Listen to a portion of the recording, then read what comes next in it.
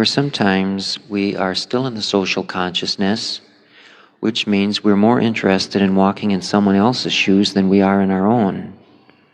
We're always trying to help people when they don't want to be helped. We're trying to understand their side of a problem when we haven't even understood our own. And we go through our whole life in the social consciousness.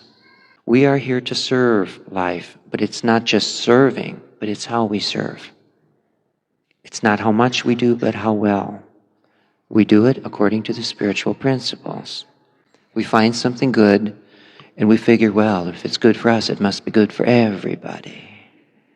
But it's not. Hi, beautiful souls. Welcome back to my Journey Faithful Compassion Hub. My name is Beatrice. This video is the final part of a reflection series I've been sharing.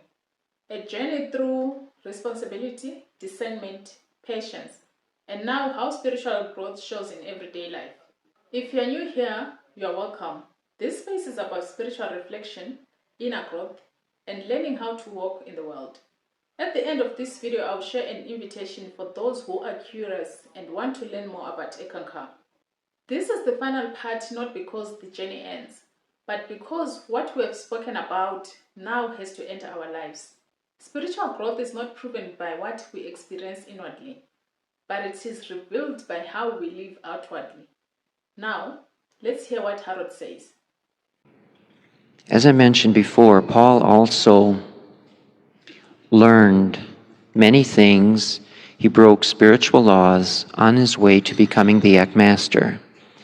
One classic example where I just shudder, after he left the Swami's church, Premananda's, in Washington, D.C., he fell in love with a woman named Pat, but she fell out of love with him pretty soon, and I guess she ended up in Florida and he ended up there in Maryland, but he kept writing her letters, love letters. And so he tried to put a hold on her.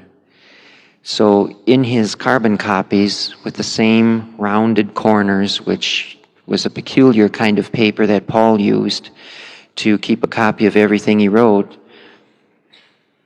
a letter under the pen name of Carol. And he wrote to Pat and he says, Pat, I'm just a friend and you don't know me or anything like this. But I just want you to know the great things Paul Twitchell is doing for you.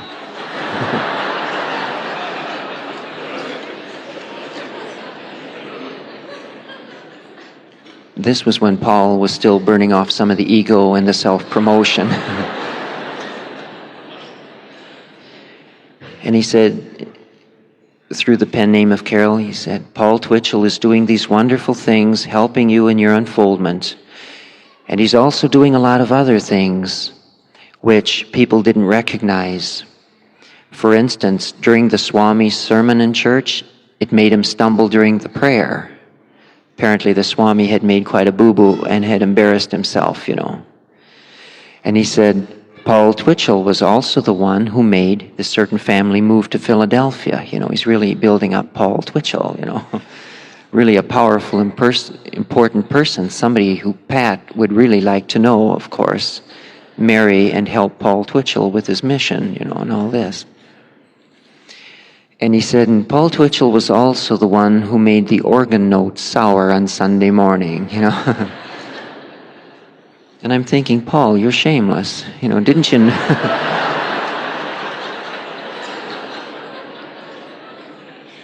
I said, with all the spiritual instruction you had, surely you must have known better. But love makes a person foolish, I suppose. And you throw all caution to the wind, you forget all laws, everything. Because matters of the heart just don't seem to work too well with matters of the head sometimes. And Paul was no exception. He made the same foolish mistakes that most of us have made, are making, and will make, because this is part of the experience of soul in these worlds. This is why the individual has come here. This is why you've come here. There's a saying in business, if somebody isn't making mistakes, he isn't growing. And it's pretty true in the spiritual life too. If you look around and you see somebody who seems to live such a saintly life, he's probably also having a very dull life. I don't know. And those who are having an exciting life sometimes wish it weren't so exciting, Could it be a little more dull? Please, Eck. So that's another point of the human consciousness, because when the Eck is working for you, your life becomes exciting, and it gets too exciting. And so then you ask it to slow down. It slows down. Then you say, now it's too slow, a little faster, please. Then it speeds up and you say, oh, please take this burden from me, dear God.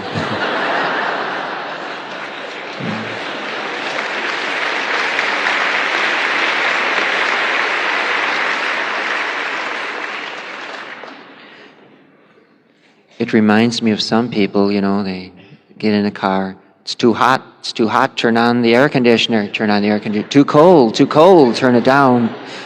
Turn it up, turn it down, turn it up, turn it down. They get food in a restaurant. It's too hot, too cold, too hot, too cold. And you say, why don't they just eat the stuff?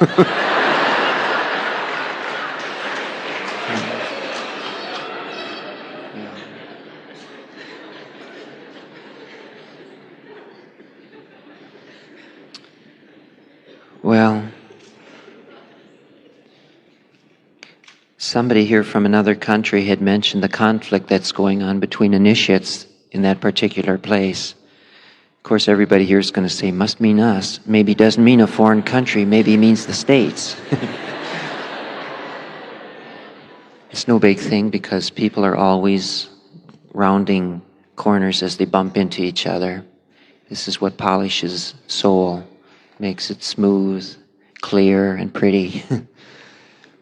And I think the higher you go, eventually you get beyond this constant skirmishing and fighting and biting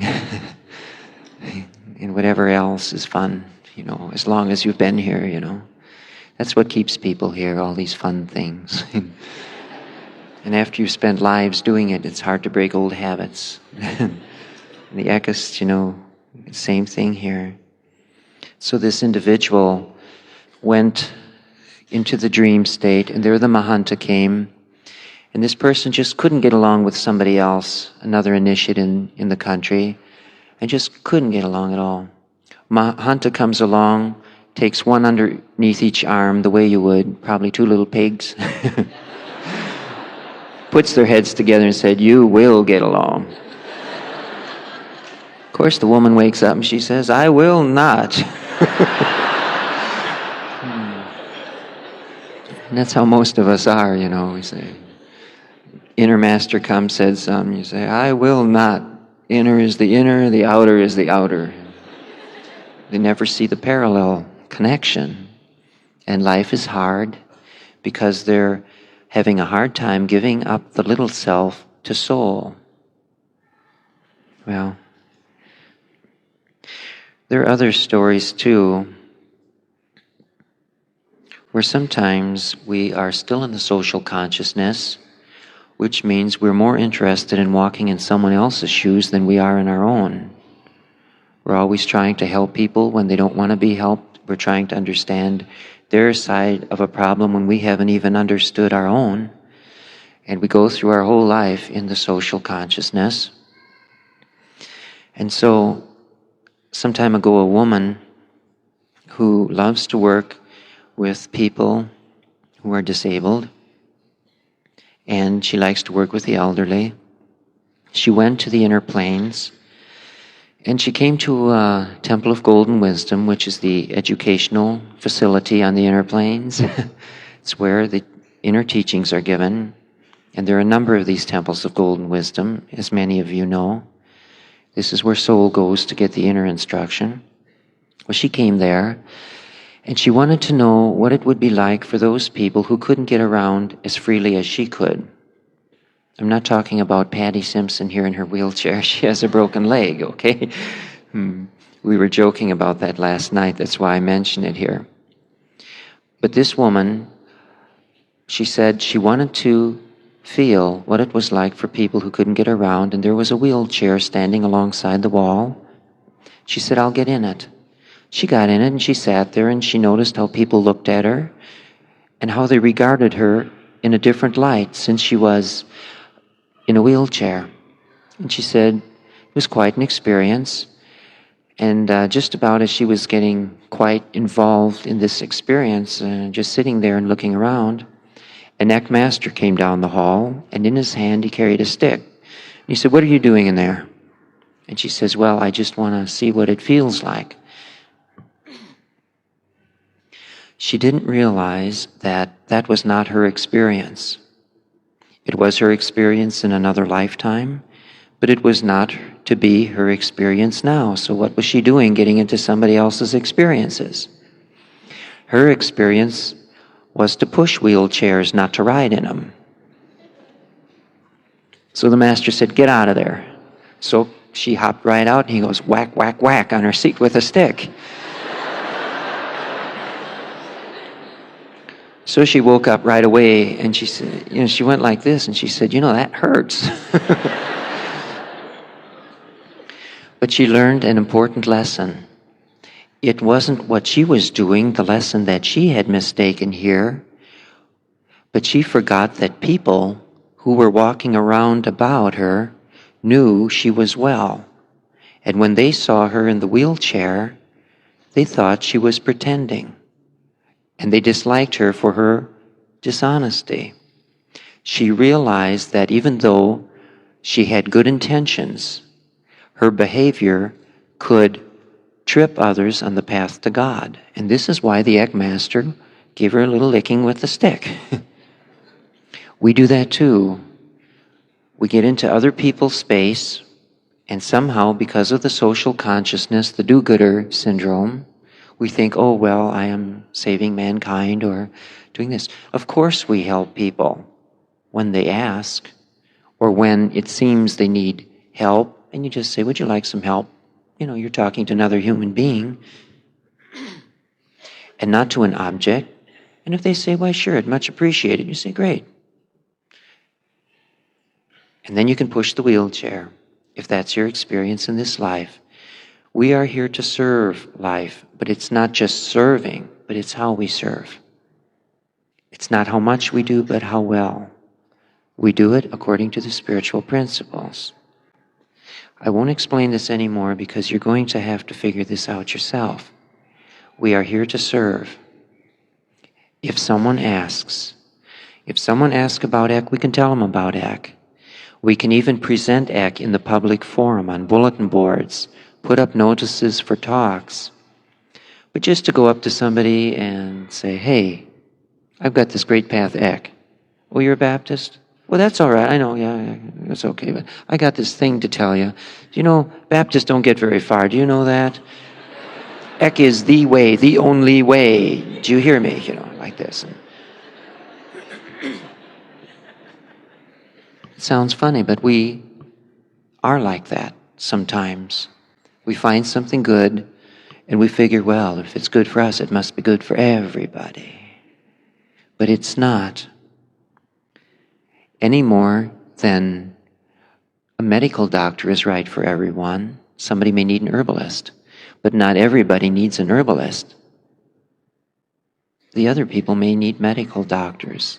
Just depends upon our state of consciousness. And it has nothing to do with higher or lower. Higher states of consciousness do not gravitate toward herbalists and nutritionists necessarily. And this is something that has to be said because the people on one side or the other and the people violate the law on both sides because each feels his is the only way. We can do that in the field of health. We can do it in the spiritual field too. Our path is the only way. Our claim is that ours is the most direct way. I'll go that far. But it's not the only way. It's not the only way home to God. But it is the fastest way. There is a quiet test of spiritual growth that many people overlook. It's not visions or knowledge. It's not certainty. It's how we live when no one is watching. how we treat people who can't give us anything back, how we speak when we are tired, disappointed, or misunderstood, how we respond when life asks more of us than we feel ready to give. Sometimes spiritual growth looks very ordinary. It looks like listening instead of correcting, like choosing patience instead of proving a point, like staying kind even when we feel unseen. These moments don't feel spiritual, but they are. Every genuine spiritual path eventually asks the same question. Has this made me more loving? Not more certain, not more vocal, but more loving. If our beliefs do not soften us, then something important is missing. We live in a time where spirituality is performed, shared online, explained quickly, measured by a reaction. But the deeper spiritual work happens quietly. In forgiveness, in restraint, in choosing peace when conflict looks easier.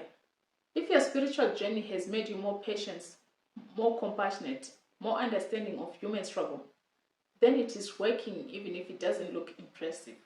If anything in this series has made you curious about spirituality, inner growth, or understanding yourself more deeply, I would like to invite you to an Eckankar seminar taking place in Soweto, Johannesburg from the 27th to 29th of March 2026. Everyone is welcome no matter your faith, background, or beliefs. Eckankar doesn't change anyone's religion. It simply offers tools for inner awareness, spiritual growth, and understanding life more clearly. If you are curious, please see the flyer on the screen.